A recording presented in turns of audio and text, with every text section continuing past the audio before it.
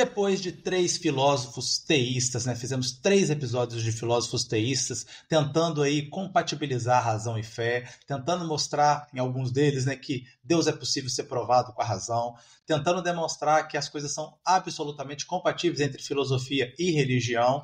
E então agora a gente vai destruir todas essas certezas, partindo para os ateus. Então, o momento do ateísmo chegou. E aí a minha pergunta, Rodrigo, é: será que vamos mesmo? Será que esses ateus conseguem derrubar o Deus que nós montamos com um time, com um elenco desse?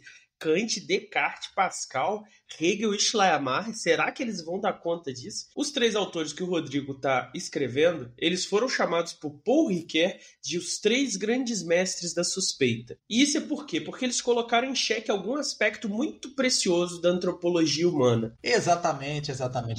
Então, Marx, Nietzsche e Freud são os próximos 3 roteiros que eu vou fazer. E terminar, né, essa nossa série de filosofia da religião, que é baseado no livro do Urbano Zides, né, que a gente está aí degladiando com esse livro aí desde o início dessa série. E tal como Deus descansou no 7º dia, eu também descansarei e falei que minha obra está completa, completei a obra divina da filosofia da religião ao terminar o livro. Esse aí falando é Rodrigo R. de Carvalho, eu sou Pedro Cortá e vai começar mais um...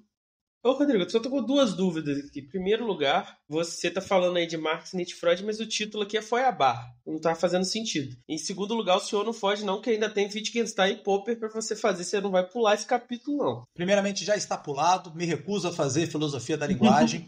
E, muito bem lembrado, meu jovem, Feuerbach é a base teórica do Marx, é por isso que ele está vindo aqui antes do capítulo do Marx. E os marxistas que me perdoem, mas tudo que o Marx falou sobre religião nada mais é do que a nota de rodapé do magnífico Feuerbach.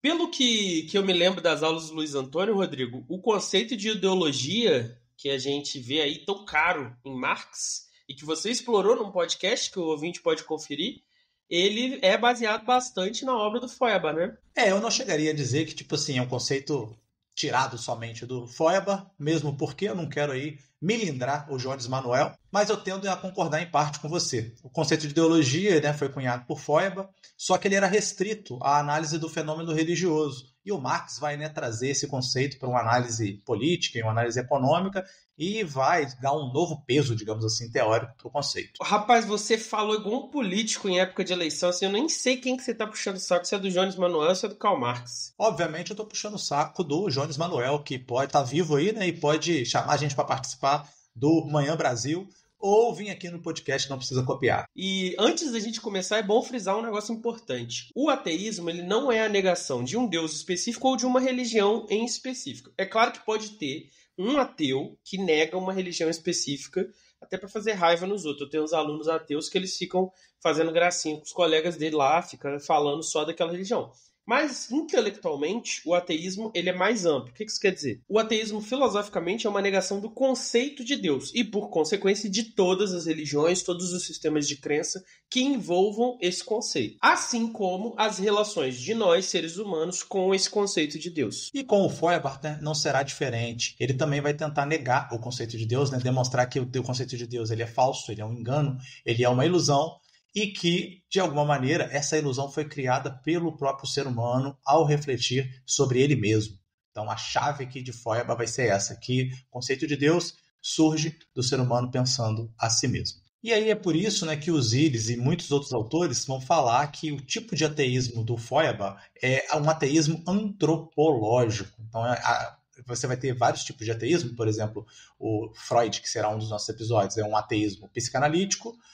O Nietzsche vai ser um ateísmo metafísico, então o tipo do Feuerbach será o tipo antropológico. Mas, Pedro Cortá, explica aí para o ouvinte o que é o conceito de antropologia em geral e o que é o conceito de antropologia aplicado, né, à filosofia que o Feuerbach está tratando aqui. Bem, normalmente a antropologia, aquela disciplina lá das ciências sociais, ela é uma leitura do ser humano como um ser cultural. Ou seja, eu, você e todo mundo não somos nada além daquilo que nossa cultura fez de nós. Para eles, entender o antropos do ser humano, eu sei o que é o ser humano, é entender a sua cultura. Então é lá que a gente vai estudar, por exemplo, Plotar, né, Rodrigo? A destruição pela dádiva. Entre outros conceitos aí das diversas culturas e como eles afetam as relações humanas. Só que na filosofia, a antropologia é o estudo da essência da humanidade. O que nos faz sermos humanos? O que nós somos de verdade? É você separar esse joio do trigo aí. Então a forma que a gente se veste, a forma como a gente se expressa, ela é acidental. Mas existe um elemento humano que une a todos nós. O que é esse elemento? E aí pode ser tanto uma essência além do tempo, ou pode ser uma angústia por ser completamente livre. Isso aí são expressões de antropologia filosófica. Isso que os antropólogos das ciências sociais chamam de cultura, na filosofia é mais uma expressão dessa essência humana. Que bonito isso, hein? Essa explicação aí merece até um pix. Estou enviando aqui agora para o nprecisacopiar@gmail.com, um cincão, pelo impacto dessa explicação. Well, calma aí que eu não acabei. Pode até que você tenha que mandar R$10. Segura a onda aí. O que a antropologia tem a ver com o Feuerbach? No caso do Feuerbach, a gente chama o ateísmo dele de antropológico porque tudo aquilo que a gente atribui ao conceito de Deus nada mais é do que uma extrapolação do que é o ser humano. Então, nós, seres humanos, coletivamente, refletimos sobre quem nós somos e aí nós extrapolamos isso à infinitésima potência e chamamos isso que a gente fez, esse conceito extrapolado de Deus. Então, deixa eu ver se eu entendi. O ser humano, ao pensar suas próprias características, projeta para fora de si essa figura, né, que vai vir a se tornar o conceito de Deus. Então, Deus é como se fosse um polo positivo, enquanto o ser humano é um polo negativo. Deixa eu ver se eu consigo me explicar melhor. Nós somos seres finitos e temos um anseio pela infinitude. Então, nós projetamos um ser que é infinito. Nós somos potentes, né? Conseguimos realizar coisas no mundo, mas gostaríamos de ser mais potentes. Então, projetamos no Deus a capacidade, a característica da onipotência. Nós somos presentes aqui agora, mas gostaríamos de estar presentes em outros lugares ao mesmo tempo, se fosse necessário. Então, projetamos em Deus a onipresença. Seria mais ou menos isso? Somos pouco inteligentes, queríamos ser mais inteligentes, projetamos a onisciência. Exatamente. E a gente chama essa ficção humana criada por nós de Deus. Veja só, a gente tem aquela fala religiosa de que nós somos feitos à imagem e semelhança de Deus. Aqui é uma inversão disso. Deus é feito à nossa imagem e semelhança, mas ele é amplificado. Só que aí o que acontece? A gente se esquece que nós somos os autores dessa ficção e aí a gente começa a dizer, com o passar do tempo, as culturas se formando, as religiões se desenvolvendo, a gente começa a dizer que Deus veio antes, que Deus é criador, que Deus é que fez tudo. A gente abraça esse conceito com tanta força que ele se torna tão importante para nós que a partir de determinado momento a gente esquece completamente que teve um momento que nós o criamos. Então é aí que vai surgir o conceito de ideologia, né? Essa noção de falsa consciência que, de alguma maneira, falsifica a nossa visão da realidade. Então, a gente produziu Deus, esse conceito, criou ele, mas nos esquecemos disso e agora fica parecendo que foi Deus que nos criou. A gente produz essa inversão, essa falsa consciência. Seria isso, né? Isso aí. Não é à toa que o Feuerbach vai fazer parte desse seleto grupo chamado de esquerda hegeliana. A gente falou no outro episódio sobre Hegel que tinha um pessoal que, inspirado por Hegel, mas degringolava o hipoteísmo. O Feuerbach que está aí participando disso, porque ele é um materialista, ou seja, para ele tudo que existe é a natureza empírica e o ser humano. E é por isso também que ele vai afirmar, então, que toda filosofia, toda metafísica e toda religião deveria ser, digamos assim, reduzida à antropologia. Está aí o ateísmo antropológico dele. Quando Marx vê esse tipo de coisa, Marx pirou nas ideias do rapaz, fazendo até com que ele afirmasse ali em 1844 o seguinte: Feuerbach é nosso maior profeta. Não há outro caminho até a verdade que aquele que passe por Feuerbach, o arroio de fogo. É o purgatório do presente. Marxzinho aí fazendo piadista com o nome do Feuerbach. Rapaz, ele falando de profeta, ele falando de purgatório e ele falando que o único caminho para a verdade e a vida é o Feuerbach. E os caras são ateus. Não tem religião nesse rolê aqui.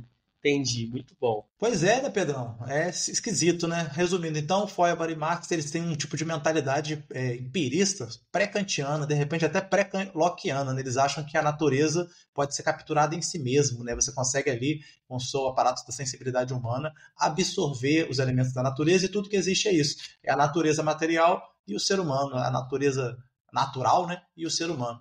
Eu não sei você, eu fico com dó desse tipo de noção. É complicado. E ainda chamar o camarada de hegeliano de esquerda é sacanagem, porque por que tem de hegeliano aí nesses caras?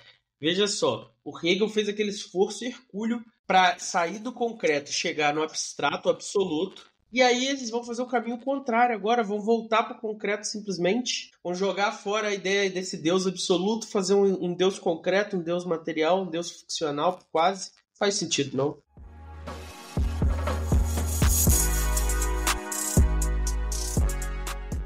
Esse episódio é feito com o apoio, com a bênção de Sabiá Registros de Marca. Se você tem uma marca, um projeto igual a gente tem, Não Precisa Copiar e quiser registrar, procura eles e usa o nosso cupom NPC10. Todas as informações de como acessar eles aí tá aí embaixo na descrição desse episódio. Mas, Rodrigo, se o ouvinte é só um pobre proletário, ele não tem marca, ele só tem um salário e uma força de vontade e o interesse de nos apoiar, como ele pode fazer? Pô, você falando desse jeito, eu fico até com pena de pedir dinheiro a esse ouvinte fictício aí, proletariado. Mas ele pode fazer o apoio sofista pragmático, né? Que é um apoio ali de 5. Você cadastra lá no Catarse, tá aí também na nossa descrição, e você colabora para manter esse podcast de pé, que tá aí mal das pernas, não tá conseguindo pagar as contas. Agora, se quem está nos ouvindo é um ouvinte burguês, aí a gente pede um apoio idealista romântico, que é vintão, batendo no cartão de crédito todo mês, você nem percebe. E aí sim, aí a gente vai trocar, vai colocar aquele microfone magnífico que o Jorge Manuel está usando agora, o Lark, na tela, e vai dar uma melhorada na iluminação, vai poder botar o Não Precisa Copiar num novo patamar. Você sabe até o microfone que o Jones Manuel tá usando. Esse que é fã mesmo. Pois é. Na verdade, eu conheci o microfone antes dele usar. Quando ele usou, eu falei, caraca, o Lark.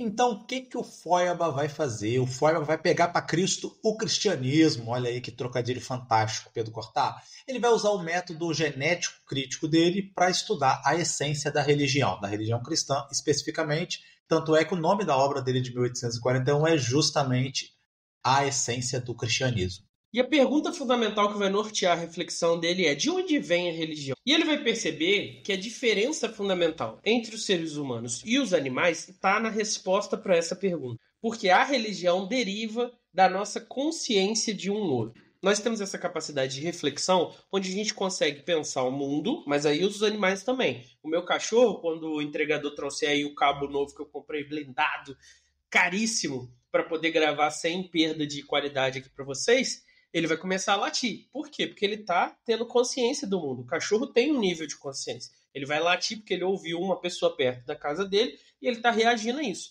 Só que o meu cachorro, por exemplo, ele não sabe quando é um ladrão, quando é o entregador, quando são as criancinhas que estão passando ali, voltando do lactário que tem aqui na esquina. Para ele, qualquer presença perto do portão é uma ameaça. Já eu, por exemplo, quando eu ouvi o entregador chamar, vou ficar alegre que meu cabo chegou. Quando eu ouvir as criancinhas, vou ficar indiferente, porque não tem nada a ver com isso. E quando for 3 horas da manhã, eu estiver deitado na minha cama e eu ouvir um barulho no portão, eu vou ficar preocupado que pode ser um bandido. Eu, então, tenho uma capacidade de pensar a mim, ao mundo, qual é o meu papel no mundo, quem são as outras pessoas, o que me faz ser humano, quais são as minhas aspirações, qual é o sentido da minha existência. E isso é profundamente diferente daquilo que o meu cachorro faz. E o lugar onde essa reflexão acontece, né, é justamente onde? É justamente na religião. E é por esse motivo que o Feuerbach vai afirmar o seguinte, então abre aspas para o Feuerbach. Religião é o comportamento do homem perante seu próprio ser infinito. Nisso está a sua verdade. Por outro lado, a falsidade da religião está em um homem tomar independente de si mesmo o seu próprio ser infinito, separando-o e opondo-o como diferente de si, produzindo a bipolaridade Deus e homem, alienando assim o último, né, o ser humano, ou seja, empobrecendo-o. É aqui que a gente vê o uso do termo ideologia como uma falsa consciência. Ao pensar sobre si mesmo, a gente cria uma falsa consciência sobre o que nós somos, colocando para fora. Ou seja, eu alieno a mim mesmo e coloco tudo de bom, tudo de incrível nesse eu fora. E qual que é o ponto dessa reflexão do Schleiermacher?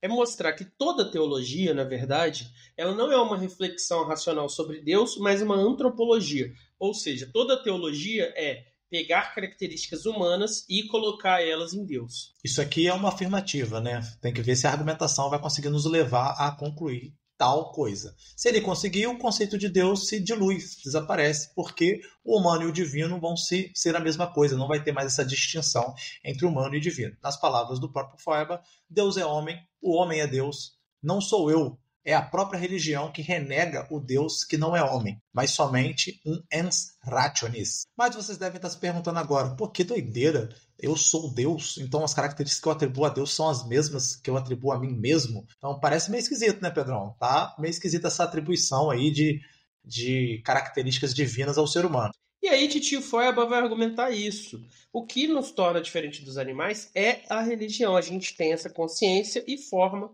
esse conceito de Deus a partir do qual nós criamos a religião. O que é um problema aí, né, Rodrigo? Saiu uns rolê aí um tempo atrás, uns macacos que tinha religião, né? Você já viu isso? Vamos procurar aí fazer uma crítica ao Feuerbach. Mas até aqui ninguém sabia desses macacos, então o Feuerbach vai dizer isso. A gente se diferencia dos animais assim. E o que compõe, né, essa consciência que ele está falando, que é o traço distintivo do ser humano frente aos animais? A resposta é: a consciência é composta por razão, por vontade e por coração. Então, quando a gente deseja, quando a gente sente, quando a gente pensa, essas faculdades elas se desdobram sobre si mesmas de maneira infinita. Então, a infinitude que geralmente é atribuída a Deus tem a ver com isso, com essa capacidade humana de se desdobrar sobre si mesma de maneira infinita. Conclusão, então, para Feuerbach, o ser humano não é só o fundamento da religião, mas ele é o objeto da religião. Ele é o foco principal que a própria religião, de maneira que não percebeu, está ali capturando, está descrevendo, está pensando. E agora, né, talvez, lendo Feuerbach, a religião e os religiosos vão perceber isso. A gente pensa um objeto no mundo, um objeto concreto, é muito fácil distinguir entre aquele que reflete e o objeto que está sendo objeto de reflexão. Só que quando você pensa na religião, a não ser que você esteja falando de uma abordagem estilo antropologia da religião, ciência da religião, sociologia da religião, psicologia da religião, quando você fala da religião como sistema de crença, você não tem um objeto externo o qual você está refletindo. Você não tem um objeto externo para refletir. Então, qual é o objeto de reflexão da religião? A própria interioridade. As águas ficam meio lamacentas e a situação fica meio borrada. Show de bola, mas ainda não está muito claro, né, Pedro, qual é o problema da religião. Entendi tudo isso, que é uma ilusão, que isso, que aquilo, mas assim, o que tem? E aí? Qual é o problema disso? O problema para Feuerbach é que a religião tira a gente o foco na vida presente, na vida deste mundo. Ela aponta por uma vida futura onde tudo de bom se realizará, onde a libertação acontecerá, onde a felicidade será garantida. Então, isso faz com que o ser humano religioso seja um conformado, um resignado, alguém que não luta por mudança no mundo, não luta pela transformação deste mundo aqui e agora, e pela transformação da sua própria vida. Então, injustiça, sofrimento, miséria, tudo isso fica por aí como uma justificativa de que este mundo é isso aí mesmo, esse mundo é o mundo do sofrimento, é o mundo do pecado, e que todo esse sofrimento será resolvido, né, na outra vida, na vida após esta vida aqui. Então, abre aspas para o Feuerbach. Quando a vida celestial é uma verdade, é a vida terrena uma mentira. Quando a fantasia é tudo, a realidade é nada. Quem crê numa vida celestial eterna, para ele esta vida perde valor. Ou antes, já perdeu seu valor. A crença na vida celestial é exatamente a crença na nulidade e imprestabilidade desta vida. Fecha aspas. Chegamos então ao momento, né, que o Feuerbach dá match junto com o Marx, né? Marx nesse momento está arrepiado no túmulo, pensando o seguinte: então esse ateísmo antropológico do Feuerbach é a salvação das classes oprimidas. Por quê? Porque ele vai dar um sacode nesses religiosos, nessa pessoal que está resignada, aceitando a opressão, orando, esperando uma salvação, e eles vão perceber que a vida que deve ser vivida é esta, do aqui e do agora. É aqui que a gente tem que transformar as coisas, primeiro se tornando materialista e ateu, né? E aí, quando a gente chegar no próximo episódio, né, Pedro, se tornando comunista. Exatamente, se filiando aí no PCBR. E olha que curioso a biografia do Feuerbach. Ele queria ser teólogo antes. Ele estudou em Heidelberg em 1823 com o intuito de se tornar um pastor luterano. E aí, qual é o perigo de você tentar se tornar pastor luterano? É você conhecer Hegel, entendeu? Quando você entra em contato com Hegel, você fica viciado, drogas pesadíssimas, e aí você decide ir para filosofia. E aí, mexendo com filosofia, ele começou a abordar temas polêmicos, como a questão da imortalidade, e isso virou até caso de polícia, que ele teve que publicar anônimo, foi investigado, perseguido, censurado. Loucura a situação naquela época. Hoje em dia, Rodrigo, o pessoal tá reclamando aí de ter tweet censurado. Pô, naquela época era foda, dava cadeia, fogueira, chicotado. Ostracismo, expulsão de país. Daí em diante ele se afasta de Hegel e começa a abraçar o ateísmo e tenta explicar esse espaço entre a imanência e transcendência. E tenta superar esse espaço entre a imanência e transcendência das outras filosofias, que é o que ele está fazendo aqui. E o curioso de tudo isso, né, Pedro, é que através de Hegel ele vai chegar à conclusão contrária de Hegel, né? Pelo menos é o que nos parece a princípio aqui. Então, se o Hegel dizia, né, que o Deus que o absoluto é o finito e o infinito que compõem uma identidade só, se Deus afirmava que razão e fé podem ser reunificadas na filosofia da religião, se ele afirmava que filosofia e teologia tem tudo a ver uma coisa com a outra, o Feuerbach vai falar que tudo isso é absolutamente irreconciliável e vai separar tudo que Hegel ficou lá 30 anos juntando. Então, para mim, não sei para você, para mim, o coitado do Hegel fez todo esse esforço, juntou tudo para esse Lúcifer, esse Judas, esse discípulo rebelde vir destruir aí a obra do mestre. Hegel foi lá e defendeu que a minha consciência, a consciência do Rodrigo e a sua consciência aí de casa é nada mais do que um pequeno, curto, finito momento da consciência, mas que é importante porque faz parte da consciência do absoluto. Aí Feuerbach vai lá e inverte tudo. Todas essas consciências nada mais são do que consciências em si, ali de seres humanos, só que a consciência de Deus é você pegar essas consciências humanas e jogar elas para o infinito. E aí, com esse papo aí, o Feuerbach ajuda a construir, né, esse espantalho, com essa polêmica interpretação dos idealistas como um tipo de filosofia que é quase como uma psicose, né, Pedro? Que as ideias descem voando do céu e transformam a realidade, como se os idealistas pensassem esse tipo de coisa. Então, o Feuerbach ajuda a construir esse espantalho idealista ao afirmar que o ser humano é um corpo consciente simplesmente e não puro pensamento, né? Que teoricamente para ele é o que os idealistas fazem ou os religiosos fazem, né? De defender que o ser humano é puro pensamento. E o que ele vai defender contra o idealismo hegeliano? Um sensismo. Não confundir, né, Rodrigo, com sensualistas, que é diferente. Sim, que são os ingleses, né? O sensismo é a tese de que os sentidos já te proporcionam a essência das coisas. A percepção dos sentidos é o dado fundamental de todo conhecimento e é anterior a qualquer ideia, a qualquer abstração, a qualquer dialética. Então, quando ela sobe nessa direção aí dessa dialética do absoluto, ela coloca os sentidos em segundo plano e perde esse valor epistêmico.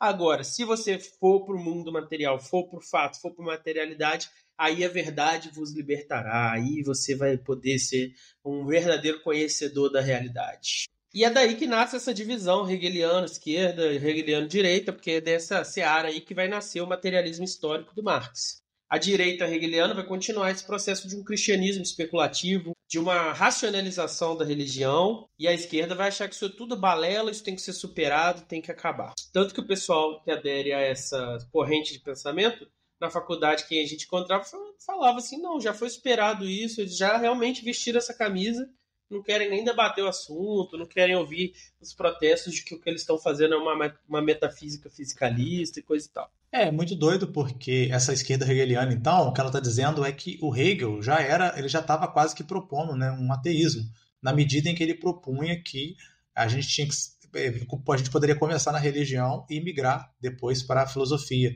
Então, você lembra lá do nosso episódio de Hegel, a gente citou isso, né, os 3 aspectos do absoluto, que é a arte, a filosofia e a religião. Então, de alguma maneira, como a filosofia é o que vai dar essa concepção de absoluto, a leitura deles é essa, né? Ela seria o elemento mais elevado. Então, por isso que o correto a se fazer, então, é mergulhar na filosofia e numa filosofia específica, que é uma filosofia que superou a religião. E aí, na leitura do Feuerbach, vai ser justamente a filosofia materialista. Então, essa troca de uma dialética metafísica de Hegel, espiritualizada, por uma dialética materialista, faz sentido dentro dessa visão dele de esquerda hegeliana. Na sua obra Princípios, o Feuerbach afirma o seguinte, aspas para o Feuerbach. O começo da filosofia não é Deus, não é o absoluto, nem o ser como predicado do absoluto ou da ideia. O começo da filosofia é o finito, o determinado, o real. E é muito bom, né, que ele usa real, né, no sentido de material. Quer dizer, o real é somente aquilo que está na matéria. Então é realmente complicado. Então, 2 comentários rápidos. É o primeiro, que eu jamais imaginei na minha vida que eu ia ficar à direita, né, de qualquer coisa, mas aparentemente eu sou obrigado a compor a direita hegeliana Você nesse caso é aqui, um porque homem que foi filiado ao PSOL, você é um homem que pretende se não filiar fui ao filiado, PSDB. só participei, mas assim, é isso aí. E eu sou obrigado a ser a direita hegeliana, porque a esquerda hegeliana está alucinada aqui, nesse caso. E o segundo, né, como é que pode, né, Pedro? A filosofia chegou num ápice assim, de abstração, de capacidade cognitiva, de metafísica, de unificar e de pensar o todo. E aí, de repente, né, logo depois, o cara que se diz hegeliano desce ao empirismo mais vulgar da face da Terra, desce e trata ali o real como natural, como se fosse um algo dado da natureza. Quer dizer, ele recai em um negócio que, na minha opinião, é um empirismo pré-Locke. Né? O cara voltou, assim... Já viu aqueles jogos que você Sim, cai numa casa lá que fala volte 20 casas, que tu volta lá no início do jogo? O cara simplesmente exatamente. remontou o jogo todo, cara. É chocante isso daqui. E essa questão da alienação que foi discutida nesse roteiro, eu acho que ela é bem peculiar, porque eu tenho a impressão de que nesse debate o William James está certo. Quem tem realmente uma crença, não as pessoas que culturalmente têm religião, mas quem realmente acredita, quem tem uma fé real nas coisas, igual os mártires lá que estavam dispostos a morrer para não negar a sua fé, essas pessoas, do homem-bomba que explode coisas por aí fazendo terrorismo, a pessoa que está disposta a acordar 5 da manhã para distribuir comida na rua, distribuir cobertor no frio, elas têm uma vontade de viver a vida que vai muito além dessa ideologia que circunda a nossa sociedade hoje, né, Rodrigo? Que é uma ideologia do conforto, da bolha. Sim. Vou interagir com quem eu gosto, com quem é igual a mim, vou viver minha vida no conforto, não vou sair de casa, não vou pra rua, não vou fazer a diferença. Enquanto essa outra dinâmica aqui, que é fundamentada na ideia de Deus, ela leva as pessoas, sim, a cruzar o mundo para ir fazer evangelização em outro continente, a ir para a arena morrer e também para explodir gente. Ó, você pode até questionar isso, mas elas não são alienadas dessa vida, não.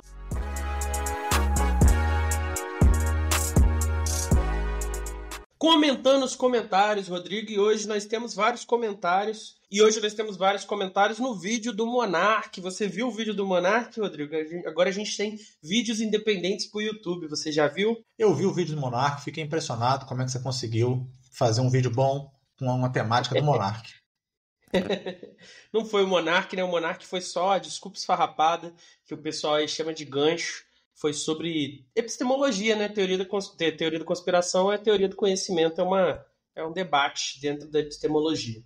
E a gente vai falar desses comentários aqui para você ir lá conferir o vídeo. Os outros vídeos independentes que a gente está fazendo, estou fazendo uma série de história da filosofia, vai ter outros vídeos de reflexões assim com temas absurdos como Monark. E o Rodrigo também daqui a pouco vai começar a produzir aí um dicionário de filosofia, né, Rodrigo? E ressuscitar os roteiros Exatamente. velhos aí em versão vídeo. Então aquela série linda de estética baseada no Suassuna. Tô doido para ele fazer os roteirinhos. Vou querer até gravar de novo com ele. Ideologia aqui. Então vamos recuperar isso tudo aí e jogar no vídeo. Primeiro comentário do Alessandro Paiva C2P. Muito bom os vídeos de Hegel. Eu falei do Monark e agora é um comentário de Hegel. Realmente, esses vídeos de Hegel, não vou nem deixar o Rodrigo comentar, que foi ele que escreveu, mas esses vídeos de Hegel, magnum opus do Rodrigo por enquanto, né, Rodrigo? Porque Por é o enquanto, por mas enquanto. A gente vai se tô superando, né? desanimado, tô achando que eu dei tudo de mim ali e acabou, agora é só Tudo ladeira que você abaixo. tinha ali. Não, realmente, mas vamos aguardar aí. Eu quero que um cara igual o Humberto ouça e dê um selo de aprovação. O Luiz, por exemplo, até hoje não falou se ficou bom, se ficou uma merda, né? Pois é, pois é. Sobre o vídeo do Monark Teoria da Conspiração, por que tanta gente acredita? Porque várias vezes já foi provado que o governo mente e esconde coisas do povo? Interrogação. Luz para nós. E aí, Rodrigo, o que você tem a dizer sobre esse comentário? Né, o fato do governo mentir, o que é verdadeiro, né, não implica que tudo que a gente inventa para justificar a mentira do governo ou para tentar achar a verdade é legítimo, né? Então a gente não pode simplesmente embarcar em teoria da conspiração simplesmente porque a resposta do governo não nos satisfez. Então é aquela.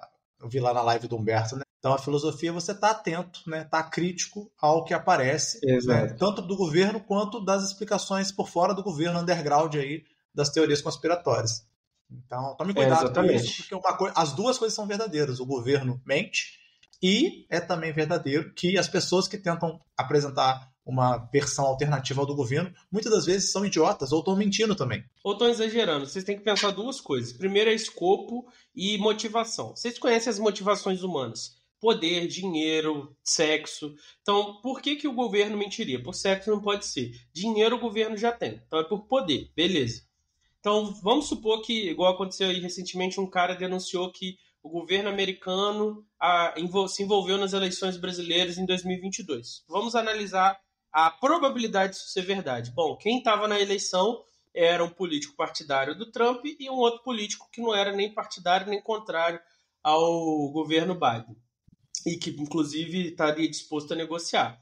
E aí, supostamente, ele teria afetado essa eleição. Razoável, Rodrigo? Razoável, não é? Razoável. Sim. Mas olha só a linguagem que a gente está usando. Provável, razoável. A gente não tem certeza se isso aconteceu, mas é mais razoável do que você me dizer que existem famílias que conspiram para controlar o mundo. Isso aí tem um escopo gigantesco. É quase impossível disso acontecer, porque olha a quantidade de gente que você teria que envolver. Então você tem que pensar nisso. O que é provável e o que não é. Segundo comentário, Marcel Silva 9919. Teorias da conspiração, no meu ponto de vista, preenchem lacunas que a pessoa é inapta a preencher por falta de conhecimento de base, pois o questionamento é totalmente guiado pelo porquê não é possível, ao invés de focar nas razões pelo qual aquilo acontece, pois a inaptabilidade daquele indivíduo o impede. Acho que houve um pleonasmo aqui, de compreender os conceitos científicos básicos que explicam aquele fenômeno. Essa reflexão bem interessante, né? Porque, de fato, muito dos comentários dele, por que não é possível que a Terra seja plana? E isso a gente, se você tiver uma formação fundamental aí razoável, você vai saber por que não é possível várias dessas questões, né? Eu só faria um comentário, porque a questão que ele coloca, pelo menos o tom dele todo, é que é só uma questão epistemológica, né? A pessoa falta conhecimento a ela, por isso que ela embarca nesse tipo de coisa. E só toma um pouco de cuidado. Isso é verdade, tá? Isso é verdade, mas toma um pouco de cuidado, porque tem pessoas extremamente inteligentes que embarcam nesse tipo de loucura também. Por quê? Porque é também uma questão ideológica, é uma questão de desejo, é uma questão de você se filiar a certo conjunto de valores e ideias e aí comprar junto todo o pacote. Então, não é só uma questão epistemológica, seria só esse meu adendo.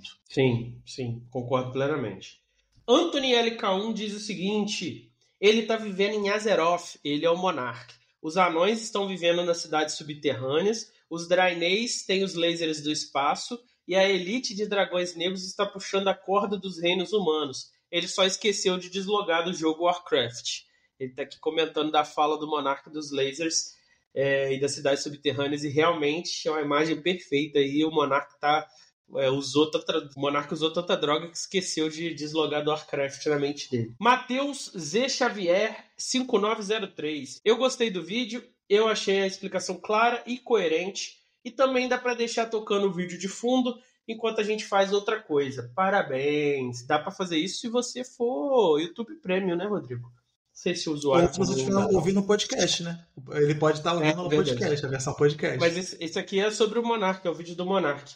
E que bom que a explicação ficou clara. O vídeo realmente não é o mais forte, que é o meu rostinho que você veria. Então, melhor você ter achado a explicação boa do que ter me achado bonito, né, Rodrigo? Com certeza. Esses são os comentários de hoje. Nós adoramos responder vocês. Por favor, deixem comentários. Deixe-nos saber se você nos ama, nos odeia. Como diz o pessoal do Xadrez Verbal, não nos tira do ouvido. Mas a gente quer saber porque é o alimento da alma, né? Se você não tem dinheiro para doar, doe comentários. Salve dois pobres professores que amam a reação de seus alunos.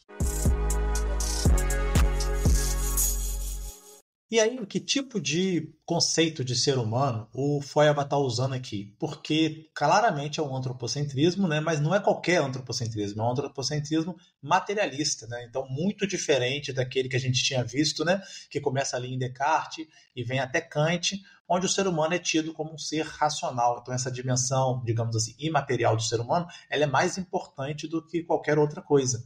Mas o que a gente vai ter aqui é justamente digamos assim, um enfoque muito maior no ser humano corpóreo, no ser humano concreto, que ele vai chamar de concreto, né? Então a referência do Feuerbach não é como no desses outros que a gente citou, em Deus ou no absoluto. A referência é justamente na coletividade e na humanidade. Nós podemos dizer, né, Pedro, que o Protágoras está vibrando no túmulo com o Feuerbach, porque o homem é a medida de todas as coisas. É isso que ele está trazendo de volta para o jogo. Então o centro, o fim de toda religião e de toda filosofia é o ser humano. Ao propor essa ideia de que a reflexão sobre a religião é, na verdade, uma reflexão sobre a humanidade, o Feuerbach abre a porta do inferno, já que a partir desse pressuposto vem essa ideia de que a religião é uma fase infantil da humanidade e que vai ser superada pela filosofia, e aí hoje em dia nos movimentos neo-ateus pela ciência, e todo esse discurso de que conforme a prosperidade econômica fosse multiplicando, a ciência fosse se desenvolvendo, as pessoas vão deixar de ser religiosas. É uma espécie de neo-humanismo, né? Só que ateu e tal. E eu não sei você, mas se eu fosse o Hegel, eu desfiliava ele, fazia um expurgo do partido hegeliano. Na verdade, essa ala toda da esquerda hegeliana aí, eu não sei se o Hegel ia concordar com esse nome, não. Você está falando isso aí, Pedro, mas você não viu ainda a blasfêmia superior, a blasfêmia maior que o Feuerbach vai praticar. Então ele vai afirmar o seguinte, que o nosso querido JC, nosso Jesus Cristo, o Deus encarnado, ele nada mais é do que a manifestação alienada da divindade no próprio ser humano. Olha que absurdidade para você aí, que é um recém-católico. Olha, tecnicamente, eu sou católico desde quando eu fui batizado, então... Mas no coração você não era. Pera aí que eu não acabei não. O que importa é a marca metafísica do catolicismo. Então, o que ele está dizendo aqui? Olha só que loucura, Pedro. O amor de Deus, né, tão famoso aí no cristianismo, o amor de Deus nada mais é do que o amor do ser humano para com ele mesmo, para com a humanidade. O sofrimento do Calvário, ele nada mais é do que um reflexo do próprio sofrimento do humano neste mundo opressor que ele vive. Então ele vai trazer toda essa dimensão metafísica da religião para essa dimensão concreta, né?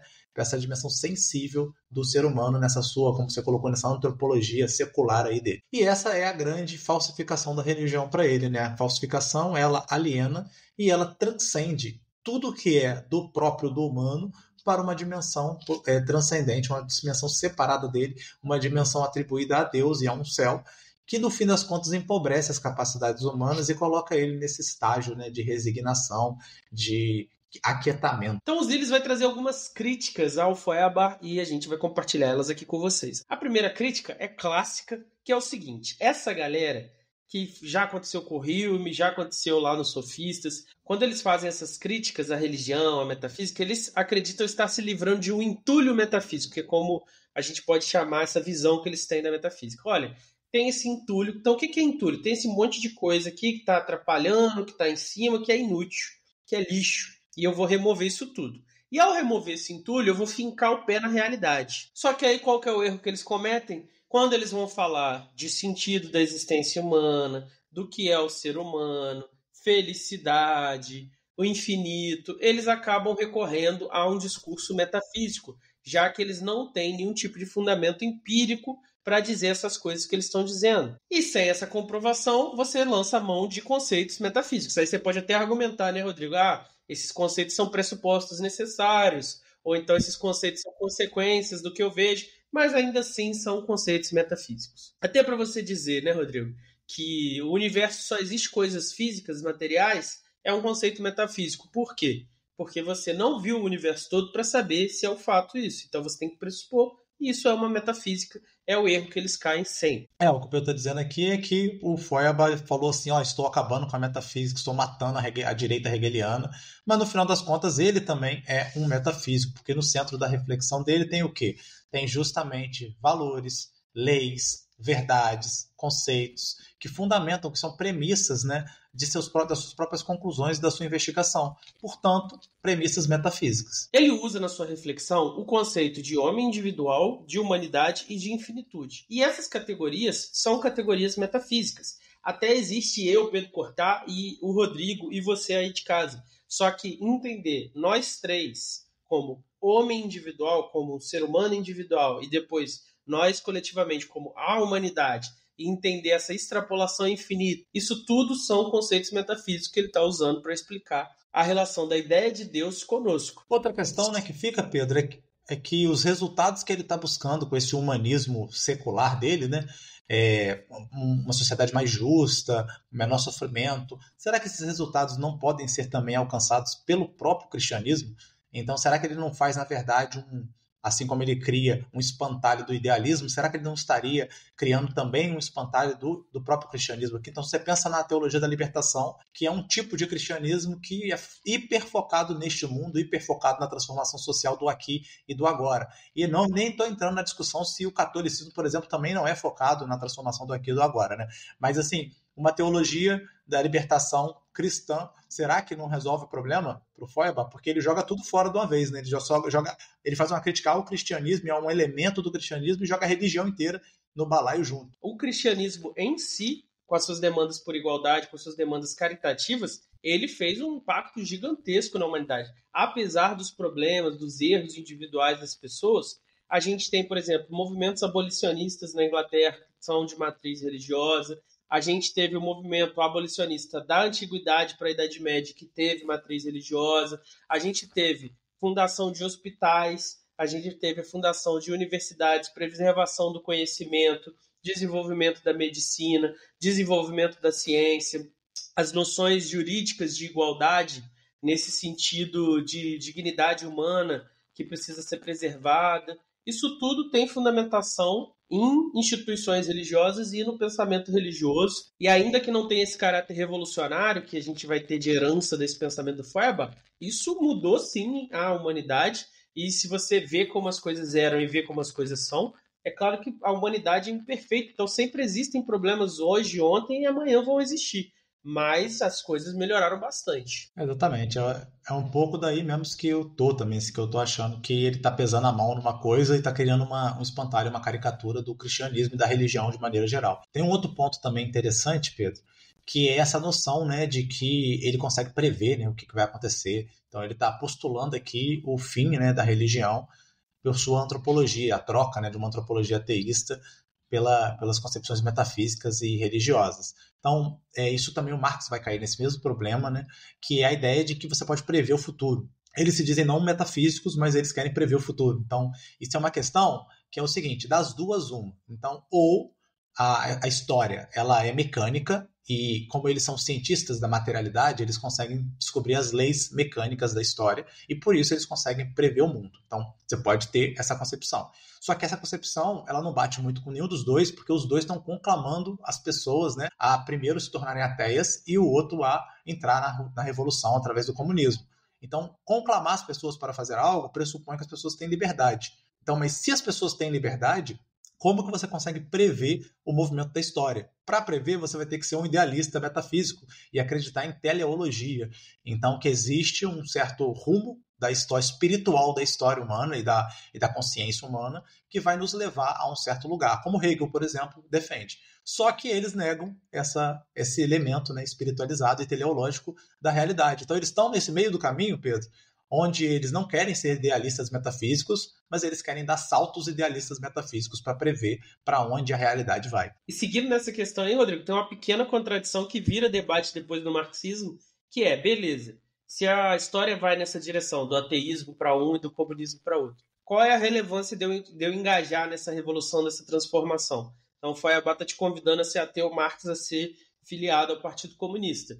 Ah, mas é relevante isso? Se a história tem um movimento e esse movimento vai acontecer, eu posso ficar aqui na minha casa, curtir a burguesia aí, que agora eu sou de classe média, que eu sou professor tudo rico, e aí eu vou ficar aqui curtindo quando acontecer a revolução, aconteceu, ó, daqui de casa eu vou ficar, ó, massa, fiquei feliz pela humanidade.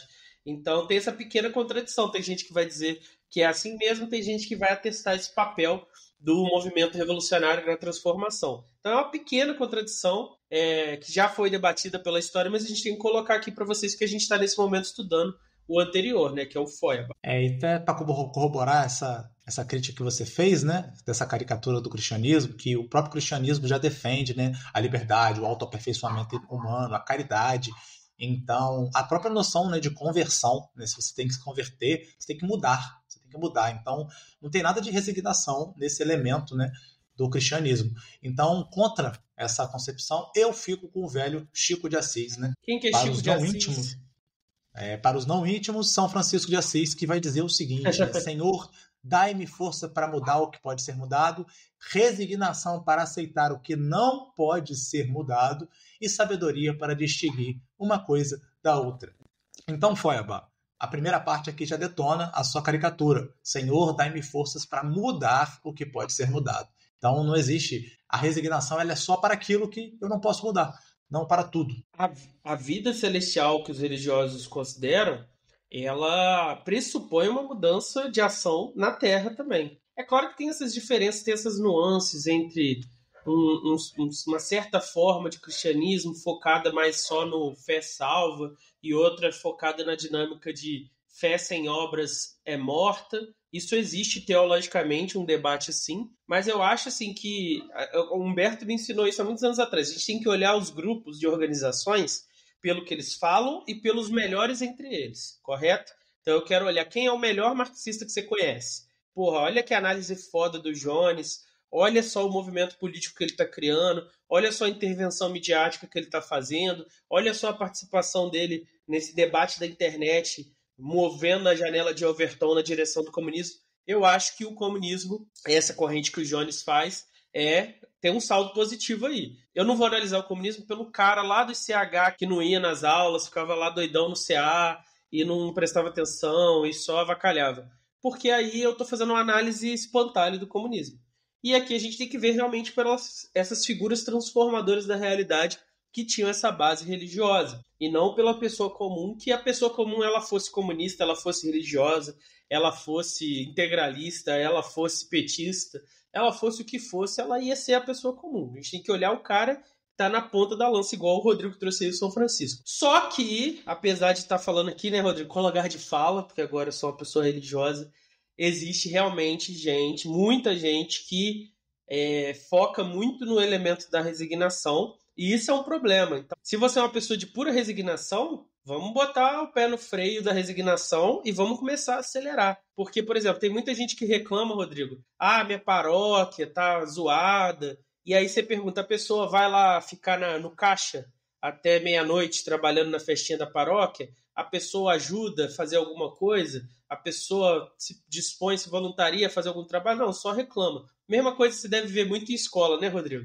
A educação está em frangalhos, aí você vê a pessoa, ela não participa de nada, ela não propõe nada, ela não ajuda em nada, ela só critica e mal faz o trabalho que ela recebe para fazer. Então vamos lá, né, pessoal? Transformador. A gente terminou um episódio de ateísmo falando de Francisco de Assis, mas é por quê? Porque Francisco de Assis viu uma igreja em crise moral, em crise teológica, e ele foi lá e transformou, mudou, reformou a igreja. Ele foi lá e realmente transformou a realidade. E esse é o convite que a gente deixa aí para vocês. Ateu ou não ateu, faça a sua parte. E você não precisa se filiar ao PCBR, não. Se filia se você for comunista. Mas você pode se mudar no seu trabalho, na sua família, na sua rua. Faça um pequeno movimento. Cada um no seu quadrado, mudando um pouquinho, melhorando um pouquinho, que vai dar bom. A gente está coach hoje.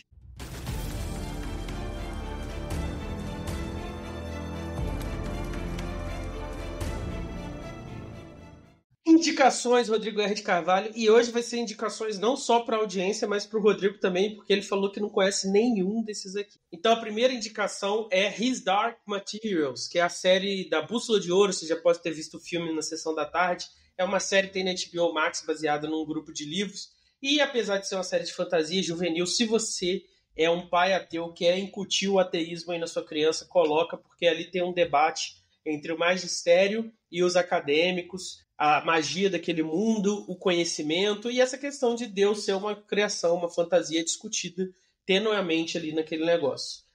E a série ficou espetacular, Rodrigo, com o Charles Xavier aí de segundo protagonista, muito boa, recomendo.